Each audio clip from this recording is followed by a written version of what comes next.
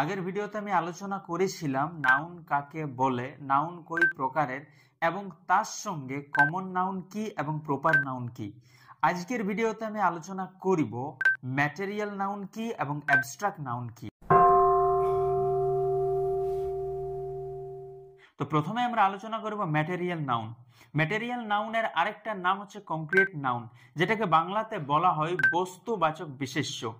এই material noun কি না, যে নাউনের দ্বারা কোনো বস্তুর নামকে বোঝায়, কোনো পদার্থের নামকে বোঝায়, কোনো দ্রব্যের নামকে বোঝায় বা কোনো উপাদানের নামকে বোঝায়, সেইটাকেই বস্তুবাচক বিশেষ্য বা ম্যাটেরিয়াল নাউন বলা হয়। মানে যে জিনিসটাকে আমরা চোখে দেখতে পাই, হাতে স্পর্শ করতে পারি এবং পরিমাপ করতে পারি, সেইটাকেই বলা হয় ম্যাটেরিয়াল নাউন।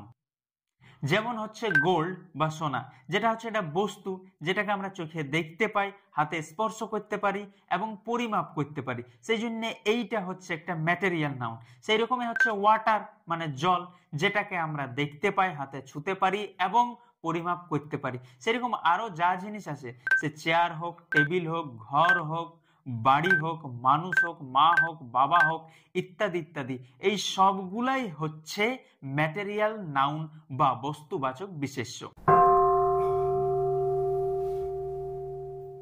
এরপর আলোচনা করব অ্যাবস্ট্রাক্ট নাউন। অ্যাবস্ট্রাক্ট নাউনকে বাংলায় বলা হয় ভাববাচক বিশেষ্য।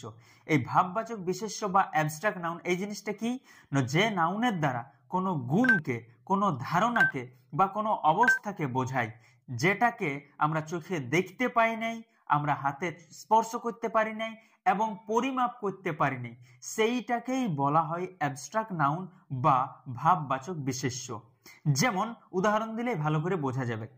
যেমন হচ্ছে ফ্রিডম, স্বাধীনতা, এইটাকে আমরা কি দেখতে পাই? মানে স্পেলিংটা দেখতে পাই ঠিক আছে, কিন্তু স্বাধীনতাটাকে আমরা দেখতে নাই পাই। ওইটা অনুভব করার জিনিস।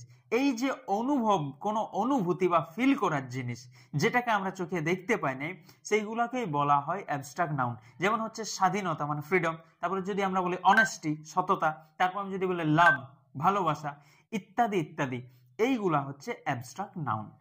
আমি যেগুলা বললাম এগুলা ছাড়াও তিনটা অ্যাবস্ট্রাক্ট নাউন এবং তিনটা ম্যাটেরিয়াল নাউনের উদাহরণ কমেন্টে অবশ্যই জানাও।